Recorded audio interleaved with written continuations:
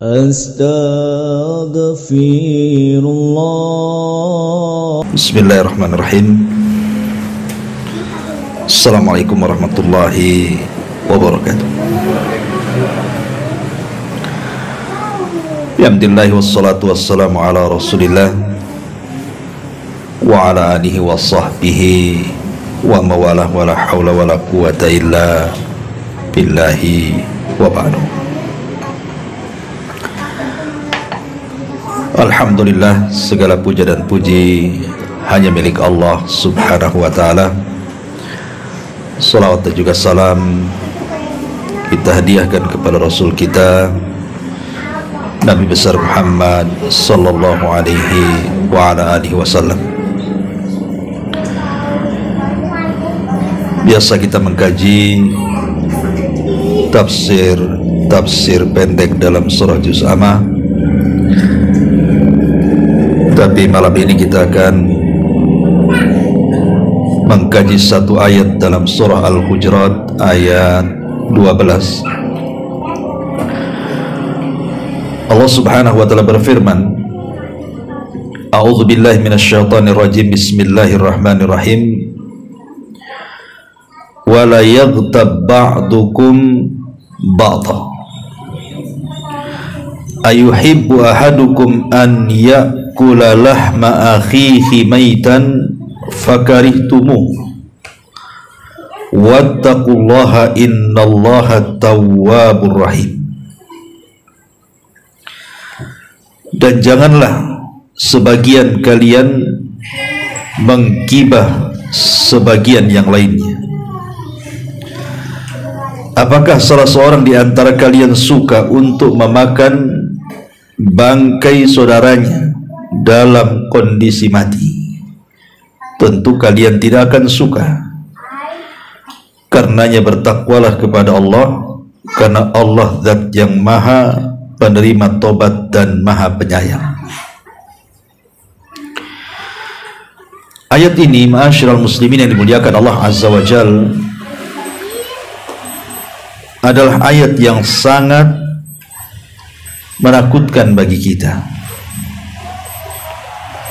Satu dosa yang termasuk afatul lisan,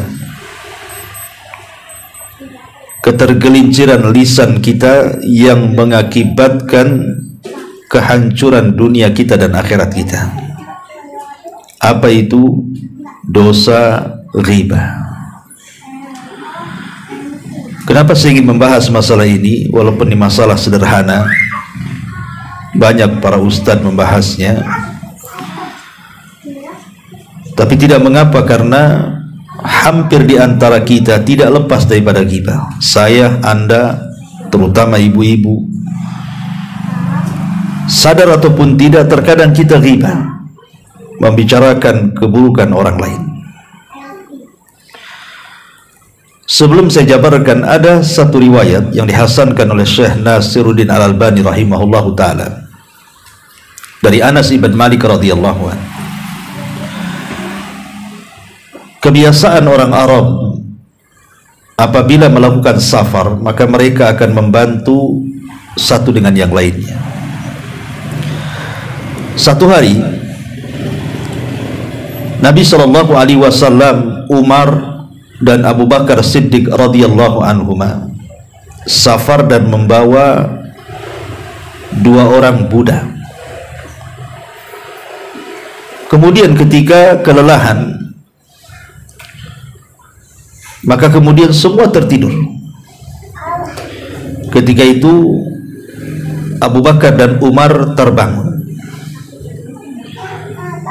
Kemudian salah satu keduanya mengatakan kepada pembantunya, budaknya, karena ketika itu belum bangun budaknya, maka keduanya mengatakan, innahu lana'u, sesungguhnya pembantu ini tukang tidur, suka tidur atau tukang tidur.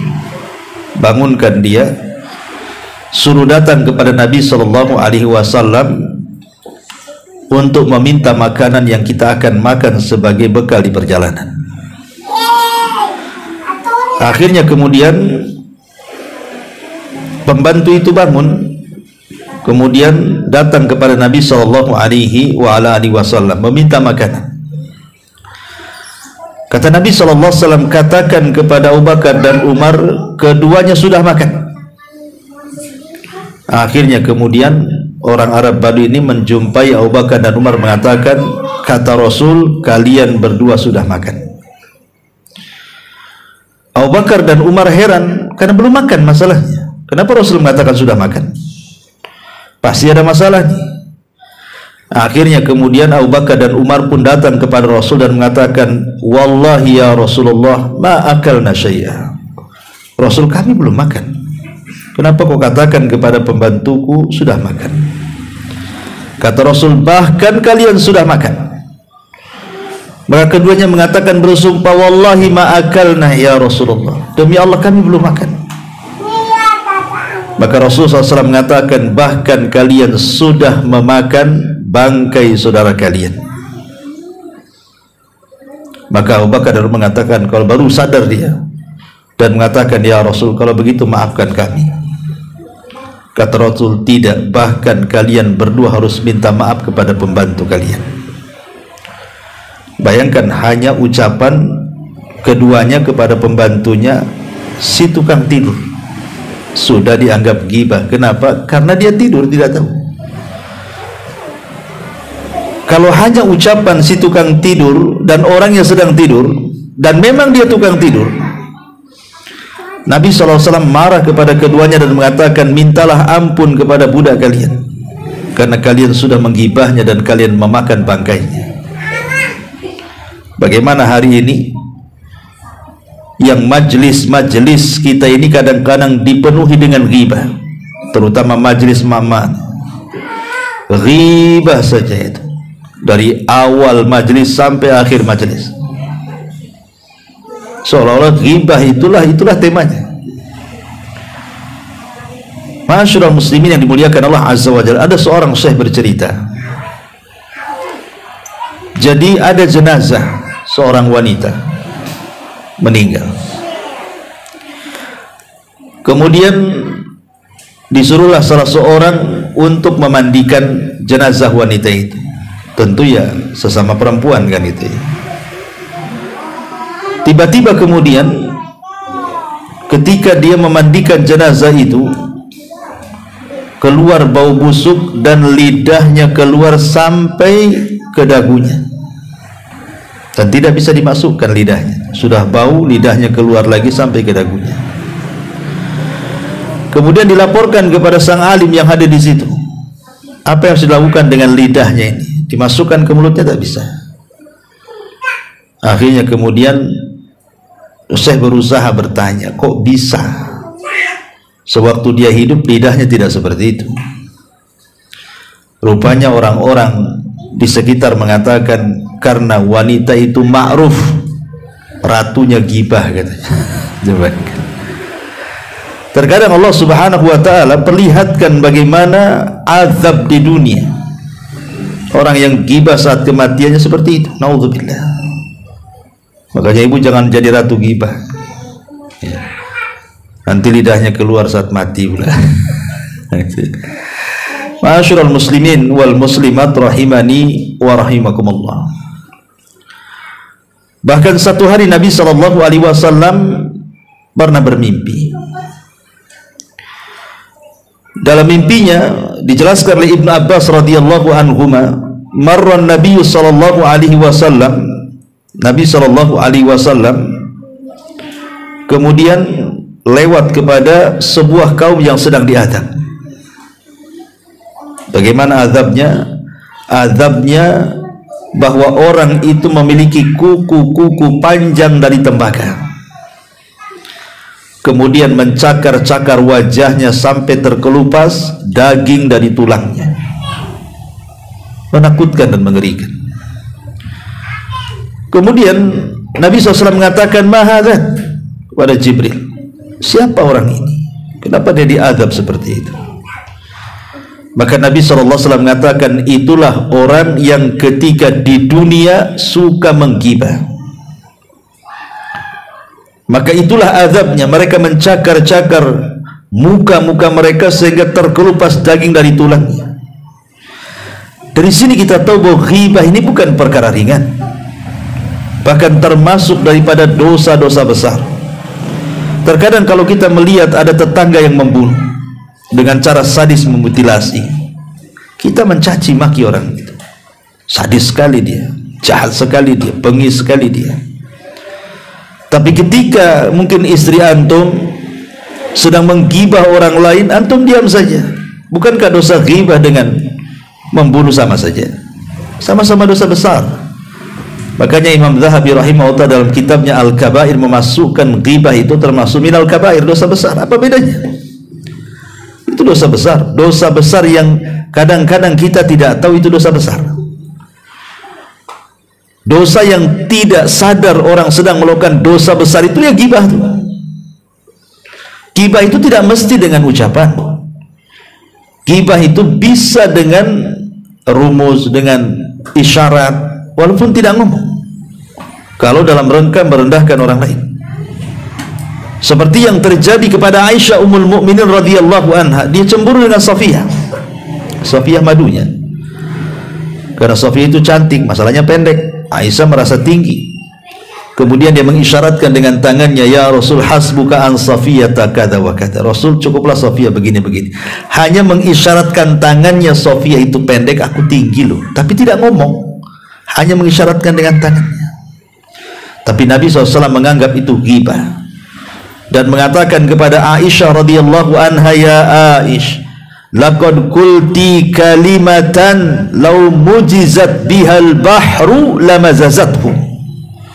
Wahai Aisyah, engkau sudah mengucapkan satu kalimat yang kalau satu kalimat itu dilempar kepada seluruh air lautan, niscaya akan mencemari seluruh air lautan. Padahal satu kota Batam, kalau seandainya melempar sampah ke lautan, belum tentu satu lautan itu tercemari. Ya mungkin laut sekitar Batam saja yang tercemari, tapi satu kalimat ghibah bisa mencemari seluruh air lautan. Dahsyatnya itu akan dosa ghibah itu. Sufyan Ats-Tsauri rahimahullahu ta'ala ketika menyebutkan persoalan ghibah dalam Al-Quran, ghibah di dalam Quran itu disebutkan 3 macam ya. Ada dalam bentuk ghibah, ada dalam bentuk dusta, dan ada yang dalam bentuk al-ifku. Apa itu? Pertama, ghibah. Ghibah ma'ruf. Ghibah itu menyebutkan saudara kita dari keburukannya yang kalau dia dengar dia tidak suka. Kita menyebutkan sesuatu tentang saudara kita, dan umumnya biasanya keburukan. Kalau dia dengar dia nggak suka, itulah ghibah. Kalau dusta itu di kita menyebutkan sesuatu yang tidak ada pada saudara kita, kita ceritakan, itu ghibah juga, tapi plus dusta. Kalau ghibah kan memang betul-betul ada pada dia, ya betul-betul ada pada dia. Seperti tadi kisahnya Abu Bakar kan, memang budaknya itu tukang tidur, sehingga kemudian dikatakan fa innahu lanaum, orang itu tukang tidur. Memang betul tukang tidur kan, tapi itu dianggap ghibah. Ghibah itu menceritakan sesuatu yang memang ada pada dia, tapi kalau dia dengar gak suka, itu namanya ghibah. Tapi ada yang ghibah plus dusta. Kita menceritakan orang lain padahal gak ada pada diri dia, kita ceritakan pada orang. Itu 2 kuadrat tuh dosanya, ghibah, dusta lagi dalamnya. Ada namanya al-ifku, ini parah lagi. Kita mendengar berita dari orang, belum di cross check sudah diceritakan sama orang. Itu namanya kabar berita dusta. Makanya Rasul mengatakan, kafa bil mar'i ithman an yuhadditsa bikulli ma sami. Cukuplah orang itu melakukan dosa kalau menceritakan setiap yang didengar. Jangan menceritakan sesuatu yang didengar, pastikan dulu berita itu. Kalau bahasa sekarang ini nyebar hoax antum itu. Sekarang ini lagi tren nih, hoax nih kan, ini kan tahun politik masalahnya.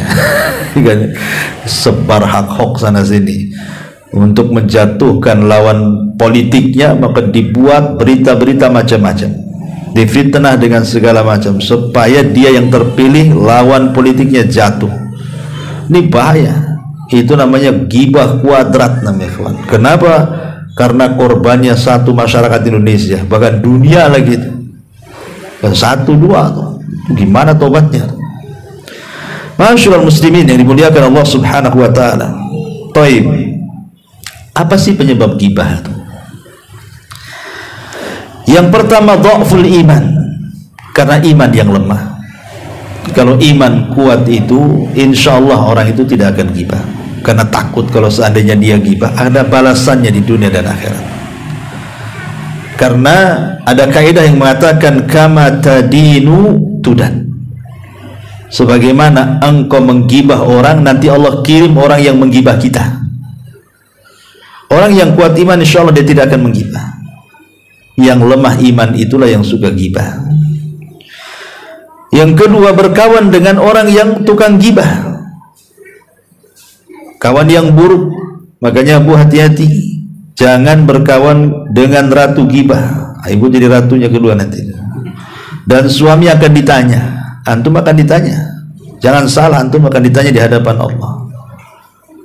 Soal istri antum berkawan dengan siapa, makanya antum harus cerewet. Kalau tahu teman istri antum tukang gibah, antum larang. Jangan kau pergi ke sana. Kau pergi tanpa dosa, pulang berdosa, gitu. Larang, karena akan ditanya tuh. Ini enggak, antum pula malah sengaja tuh ngompori. Tadi gibah apa di sana?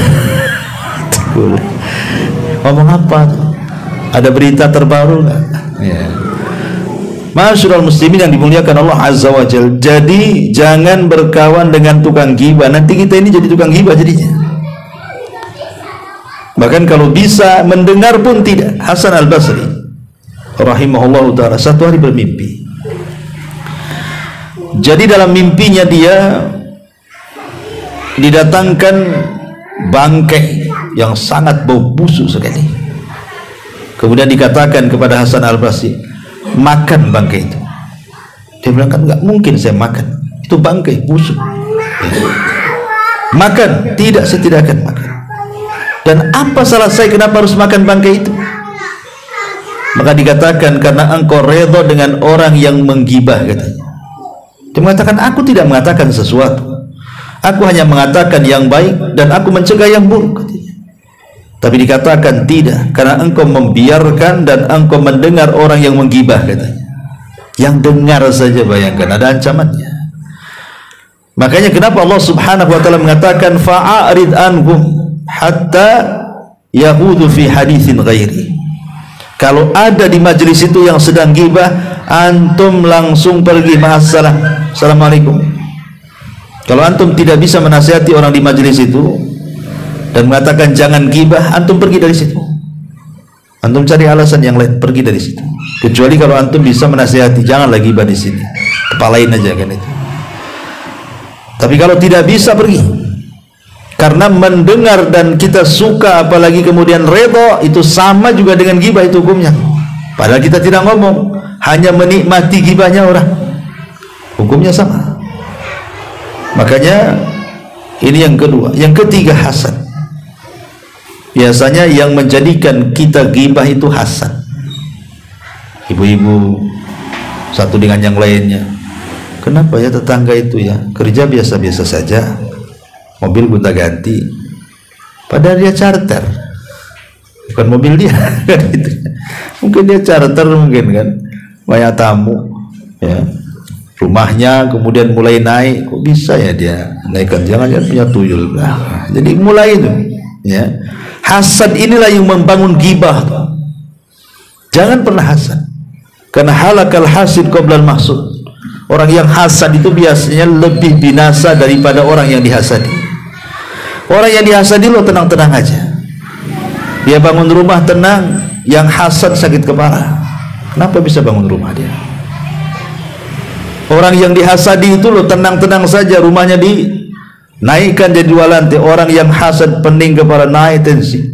Dia naik rumah ini naik tensi. Orang gibah tuh. Terakhir apa? dia punya beli kendaraan setruk pula dia. Coba bayangkan. Makanya ini hindari hasad, karena hasad ini yang membangun ghibah. Harusnya kita katakan kalau saudara kita, tetangga kita ini mampu membangun rumah, mampu membeli kendaraan, mampu membeli perabotan yang mewah, kita katakan alhamdulillah, Allah telah memberikan rezeki kepada tetangga saya. Ya Allah, berikan rezeki yang jauh lebih baik daripada dia. Harusnya begitu. Ya, jangan malah kemudian bercita-cita menghilangkan nikmat orang. Kemudian yang ketiga, terlampau cinta dunia, akhirnya ghibah. Kita punya usaha karena cinta dengan dunia, tidak percaya takdir. Tiba-tiba sebelahnya buka toko, sama pula jualannya, laris pula dia, kita tak laris. Mulailah ghibah kita. Jangan pakai ini, jangan dukun Banyuwangi. Kok Banyuwangi pula? Jangan begini, jangan begitu. Ya. Jadi kadang-kadang kemudian gara-gara hirsud ala dunia ini, semangat dunia, ketika dia collab orang lain maju, wah mulai itu macam-macam di otak dia itu. Kemudian yang kelima, al-faragh, waktu luang yang tidak dimanfaatkan.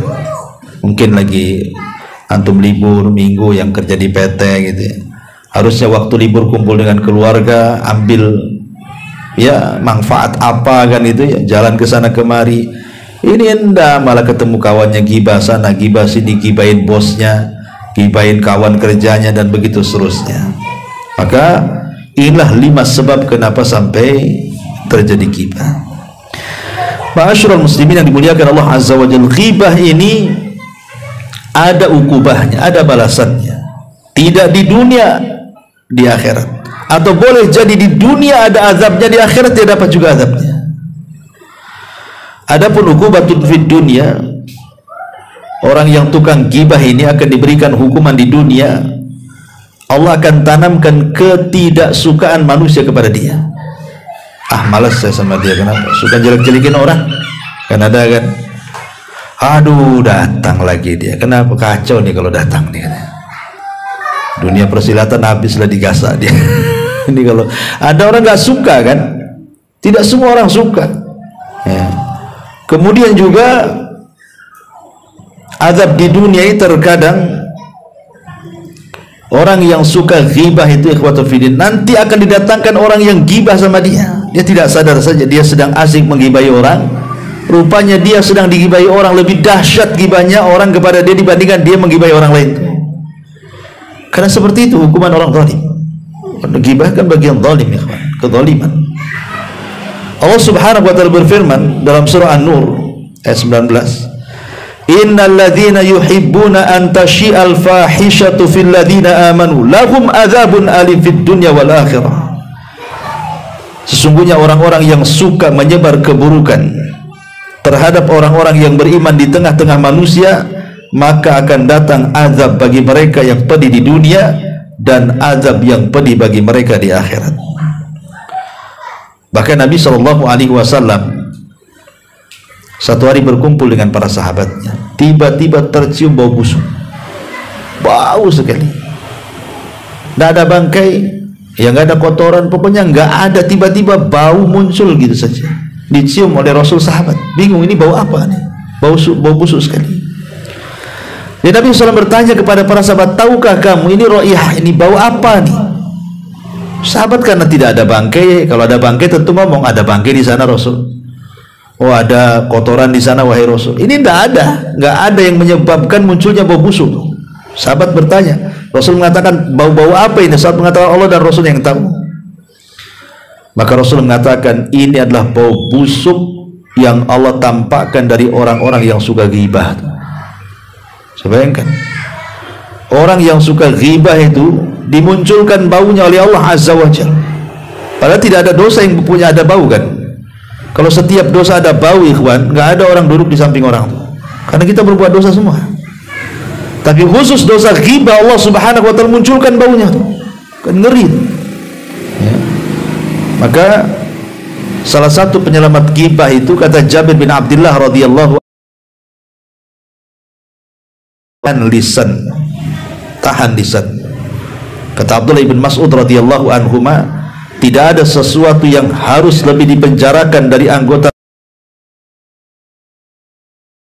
dari dosanya, ya. Adapun di akhirat sudah jelas, ghibah ini merontokkan semua kebaikan kita. Ingat hadis muflis, hadis yang bangkrut pada hari kiamat tuh.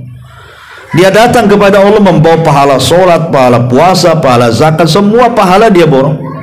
Tapi satu sisi dia gibai orang, dia menghina orang, mencaci maki orang, memfitnah orang, membunuh orang, mengambil harta orang, dan begitu seterusnya. Akhirnya dihadapkanlah di kantor itu. Tunggu dulu, enak aja kau masuk surga. Dulu kau gibahi saya kan, mana pahalamu? Akhirnya dikasih pahalanya. Artinya orang yang tukang gibah itu dia sedang membagi-bagikan pahala. Karena hakikatnya orang yang menggibah itu sedang mentransfer pahala dia kepada orang lain. Makanya Imam Syafi'i mengatakan, kalau memang harus antum melakukan gibah, gibahlah orang tua antum, biar orang tua antum masuk surga. Jadi kebaikan gibah, gibahi orang tua sajalah, biar pahala kita ditransfer ke orang tua, ya. Tapi gibah itu tidak boleh, karena pahala kita akan hancur di hadapan Allah Azza wa Jalla. Bahkan satu hari Rasul lewat di kuburan, tiba-tiba Rasul mendengar ada dua kuburan yang sedang menjerit-jerit. Sahabat gak dengar, ini khusus Nabi, mampu diperdengarkan Allah. Ada dua sahabat yang sedang diadab dalam kuburannya. Maka Rasul mengambil pelepah kurma, kemudian dibeset jadi dua dan ditancapkan di dua kuburan itu. Kata Rasul, mudah-mudahan meringankan azab keduanya selama belum kering. Kemudian Rasul mengatakan, tahukah kamu dosa keduanya apa? Katanya. Sahabat mengatakan, Allah dan Rasulnya yang tahu. Kata Rasul, ini yang satu, ini kalau kencing gak pernah cebok tuh. Itu paling banyak tuh anak-anak muda tuh. Udah kebelet kencing di jalan, warwer langsung sleting, terus tutup pergi. Nggak ada. Kalau di pinggir jalan atau bisa istijmar, ya, atau ada tisu lah kan, itu ya, ambil tisu kalau memang nggak ada apa-apa. Kemudian yang kedua, adapun yang satunya, karena ini tukang gibah nih, dalam riwayat tukang adu domba, ya, lihat, menjadikan di dunia sengsara, di kuburan diazab, di akhirat pula jelas-jelas dia habis kebaikannya. Kan ngeri nih orang gibah ini. Hampir di tiga tempat dia mendapatkan azab, di dunia, di kubur, dan di akhirat. Belum lagi di neraka nanti, ya. Jadi dosa ghibah ini ngeri sampai Allah mengatakan wailun likulli humazati lumazah. Bayangkan diancam dengan wail. Wail itu kan satu lembah dalam jahanam yang sangat dalam, yang sangat busuk, yang sangat mengerikan, dan nanah dan darah masuk ke lembah itu. Sampai diancam lembah bagi orang yang humazatil lumazah. Humazatil lumazah, humazah lumazah sudah saya jelaskan, dua-duanya ghibah. Satu, ghibah dengan memperagakan visi orang lain. Pamannya ada orang pincang jalan, antum pula niru-niru dia pincang. Ini ghibah, tidak boleh. Ada tetangga memulai picak sebelah, antum pula niru-niru dia. Ngapain antum niru-niru orang picak? Nanti picak duluan baru tahu. Gitu ya. Itu ghibah, padahal dia nggak ngomong, niru-niru gerakan orang, tapi dalam mereka merendahkan tuh. Ataupun langsung dengan ucapan lagi.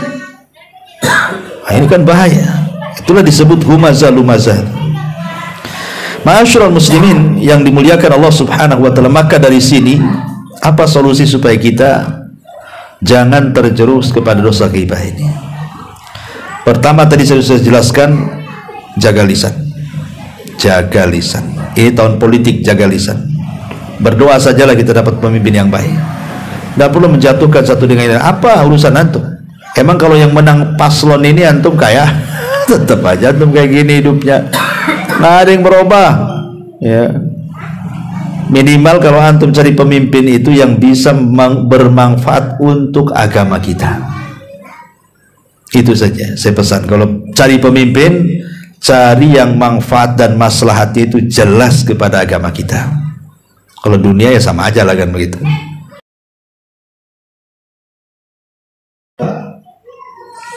Kata para ulama, berusaha untuk at-taubatan nasuha, taubat dengan betul-betul taubat.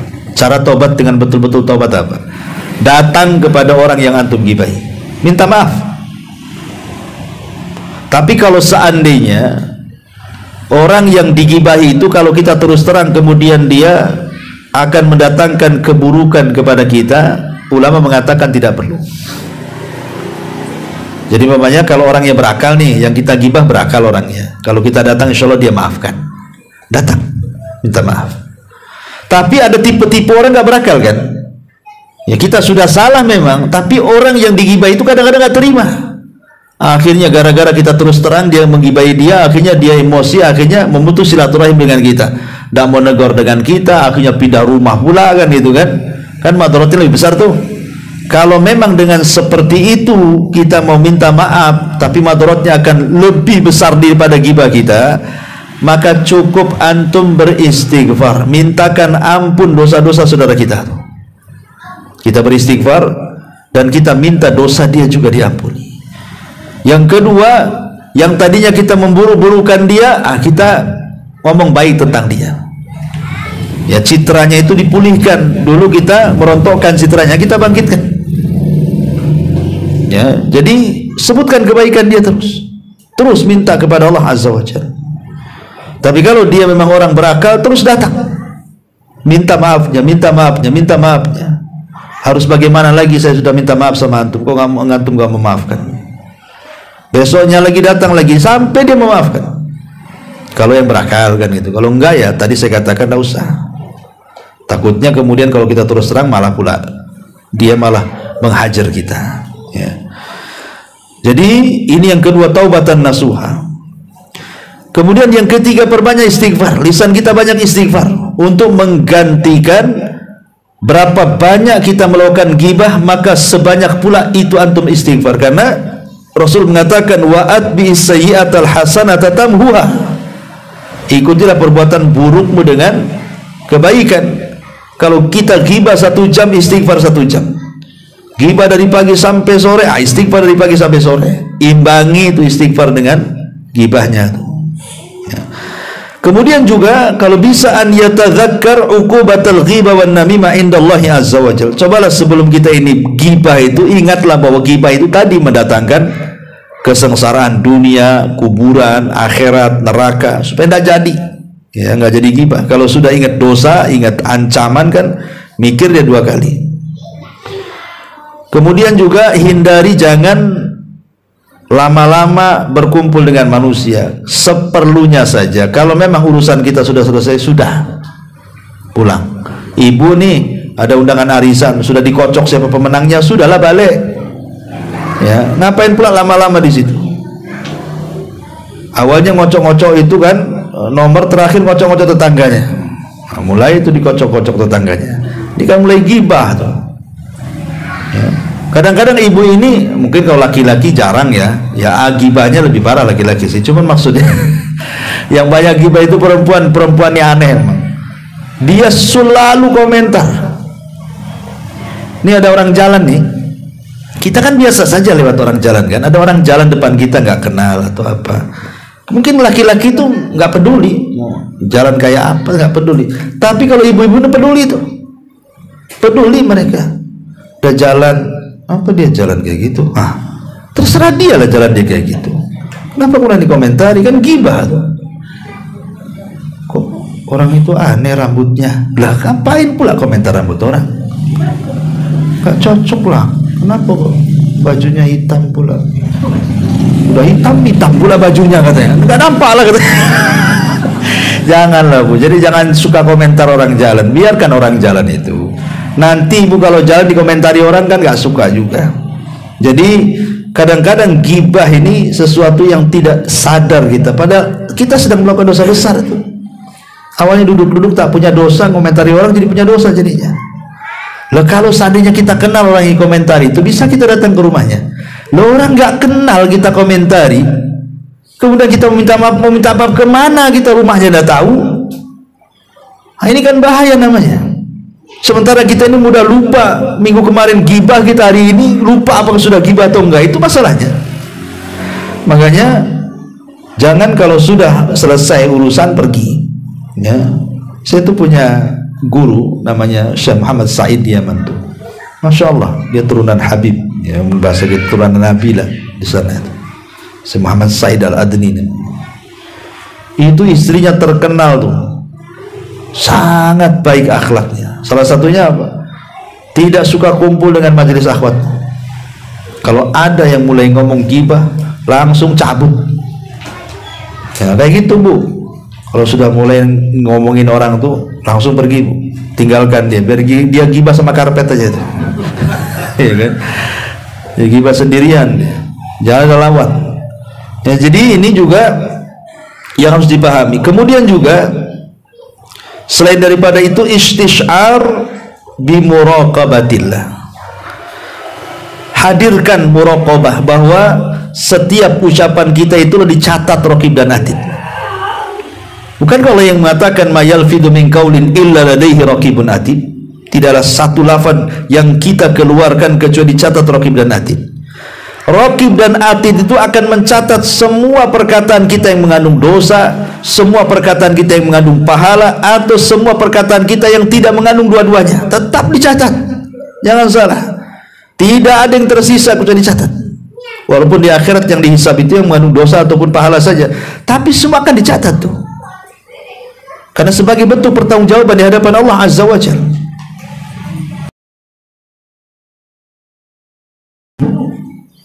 Itu saja dicatat. Imam Ahmad ibn Hanbal rahimahullahu ta'ala ketika detik-detik sakaratul maut itu, dia merasakan sakit sehingga dia mengerung. Aduh, murid di sebelahnya mengingatkan, ya Imam, innal anin kalimah wal kalimatu yuktab wal kalimatu tuktab. Wahai Imam, anin itu kalimat kan, dan kalimat itu kan dicatat raqib dan atid. Langsung diam Imam Ahmad. Diam.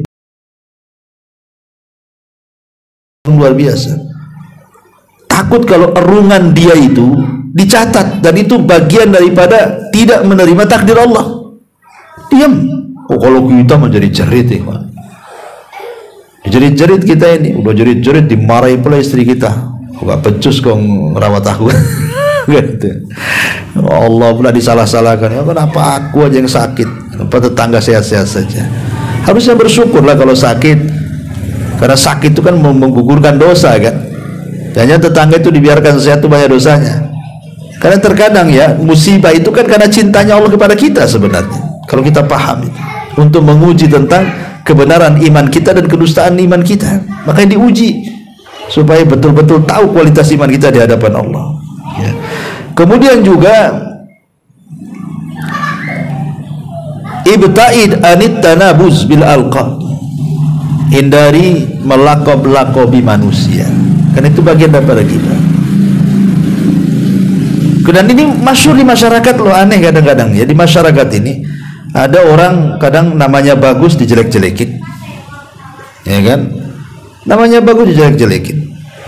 Namanya umpamanya bagus perempuan, namanya anggaplah Fatimah Az-Zahra, cuman karena badannya besar kan gitu, Fatimah Az-Zahra endut, dikasih endut pula. Coba ingat Bu, itu ditulis pula di WA tuh ya. Coba bayangkan, tidak boleh Bu, dia gendut ya gendut, tapi jangan pula disebut-sebut fisiknya. Kalau krempeng Fatimah Az-Zahra krempeng gitu. Jangan suka melakop-lakopi orang. Dia gendut, dia krempeng, dia tinggi, dia pendek, dia hitam, dia pesek, dia mancung, itu sudah kehendak Allah. Allah menciptakan manusia itulah sebaik mungkin. Laqad khalaqnal insana fi ahsani taqwim. Jangan dikomentari fisik manusia, karena mengomentari fisik manusia itu hakikatnya mengomentari zat yang menciptakan fisik manusia, Allah. Kalau kita menghina fisik manusia itu hakikatnya menghina Allah yang telah membuat fisik manusia, itu masalahnya. Dan ini bahaya. Ya. Jangankan mencela fisik manusia, mencela waktu saja sama dengan mencela Allah. Kata Rasulullah, tasubbud dahra fa inna ma'ana dahrun. Allah berfirman hadis qudsi, jangan cela waktu, akulah yang membolak-balikan waktu. Semua waktu itu baik, semua hari, bulan, tahun baik. Kalau mencela waktu saja tidak boleh, apalagi mencela fisik orang, itu ghibah namanya. Maka hindari melakop-lakopi orang, hindari ya, karena ini banyak di masyarakat, masya Allah. Saya ngeri kadang-kadang kalau masyarakat melakop-lakop orang, itu luar biasa ya. Kemudian juga haris ala maslahatil muslimin katahdhir minasyarri bin nusi wal irsyad. Berusaha untuk memperbaiki kaum muslimin dengan cara mentahdir, memperingatkan untuk tidak berbuat buruk, menasihati dan begitu seterusnya. Jadi kalau memang ada orang ghibah, kalau bisa nasihati. Dan jangan lupa kalau kita sudah bermajelis, namanya majelis kumpul-kumpul orang ya, ngobrol satu dengan yang lain, itu terkadang tanpa sadar kita menggibahi orang kan, entah gibah politik atau gibah tetangga atau gibah orang kerja atau sesama kawan dan begitu seterusnya. Maka sebelum bubar itu di sana ada doa kafaratul majlis. Doa kafaratul majlis itu bukan habis kajian aja dibaca, tidak. Pokoknya antum kumpul-kumpul di mana saja, berdua, bertiga, berempat, atau kumpul peguyuban, entah paguyuban siapa kumpul gitu kan. Kalau di Batam kan banyak tuh paguyuban Padang, paguyuban Palembang, paguyuban apa ya kan, Jawa. Kadang-kadang kumpul kawan-kawannya gibah sana sini. Sebelum pulang itu doa kafaratul majlis, subhanakallahumma bihamdika asyhadu an la ilaha illa anta astaghfiruka wa atubu ilaik. Karena disebut doa kafarah itu supaya mengkafarohi dosa kita di situ, supaya kita datang ke majelis itu tidak bawa dosa, pulang pula tak bawa dosa. Minimalnya jangan bawa dosa lah, jangan datang tak bawa dosa, pulang bawa dosa. Nah, jadi penting juga kafaratul majelis itu.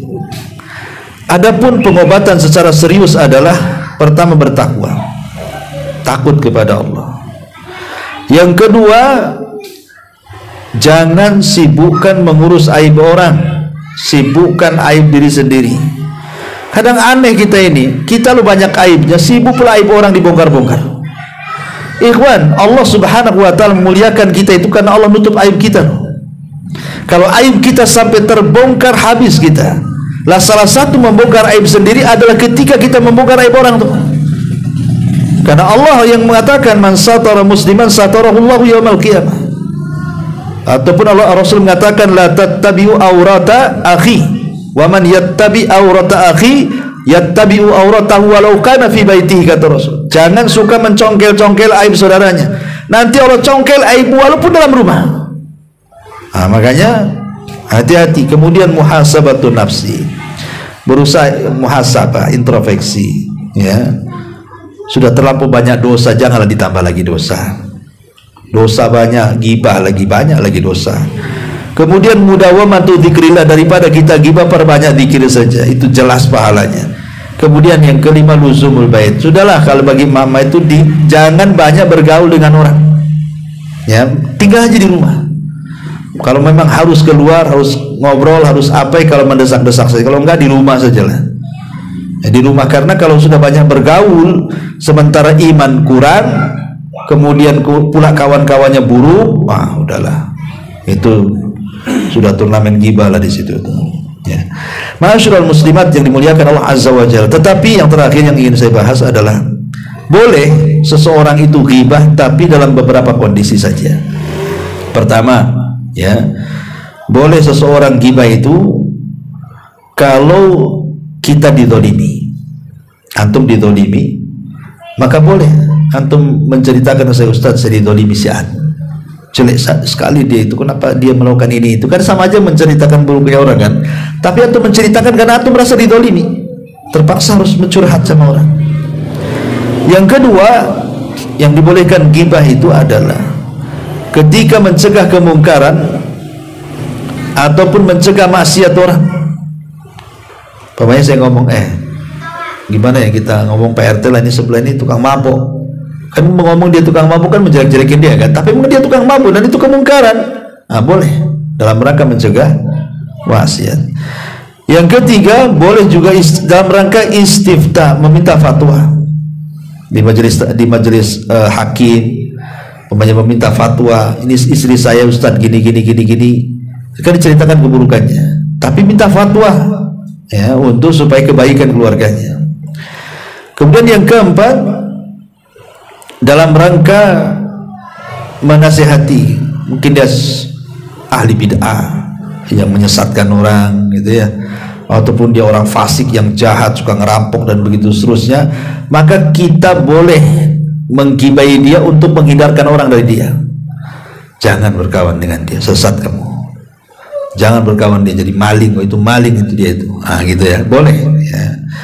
Kemudian yang kelima, boleh kita ini menggibahi kalau dalam rangka mencari alamat dan antum tidak bisa membedakan satu dengan yang lain karena banyaknya nama yang sama. Antum nyari nama Pak Udin di perumahan ini, ada 10 pula nama Pak Udin di sini. Pak Udin yang mana? Banyak kali di sini Pak Udin. Itu loh yang pesek. Terpaksa lah kita harus kasih tahu kan, supaya tahu, oh yang pesek itu Udin pesek itu situ, kan. Boleh kalau dalam rangka ta'rif tadi, karena Udinnya banyak pusing jadinya kan. Terpaksa lah ciri-cirinya dikasih tahu. Itu boleh dalam rangka li ta'rif namanya. Li ta'rif itu untuk mengenal ya. Kalau nggak mengenal ya gimana pula kan gitu. Kita tidak tahu ya. Masyarul muslimat yang dimuliakan Allah Subhanahu wa taala, ini diantara ghibah-ghibah yang dibolehkan. Tapi secara umum ghibah itu dilarang. Ya, ghibah itu dilarang, dan sebisa mungkin karena ghibah ini kan afatul lisan, hal yang sangat membahayakan dari lisan. Hampir semua orang itu melakukan ghibah. Maka kita berlindung kepada Allah Azza wa Jalla agar lisan kita dijaga untuk tidak menggibah, karena ghibah ini bisa menghancurkan kebaikan kita yang sudah kita kumpulkan dari sholat, puasa, zakat, sedekah dan yang semacamnya. Rugi kalau seandainya amilatun nasibah tasla naran hamiyah. Lelah letih kita beramal saleh, di akhirat habis pahala kita, masuk pula kita neraka. Wallahu a'lam bishawab. Ini yang bisa sampaikan ya, mudah-mudahan ada manfaatnya. Subhanakallahumma bihamdika asyhadu an la ilaha illa anta astaghfiruka wa atubu ilaik. Allahu ta'ala alam. Assalamualaikum warahmatullahi wabarakatuh.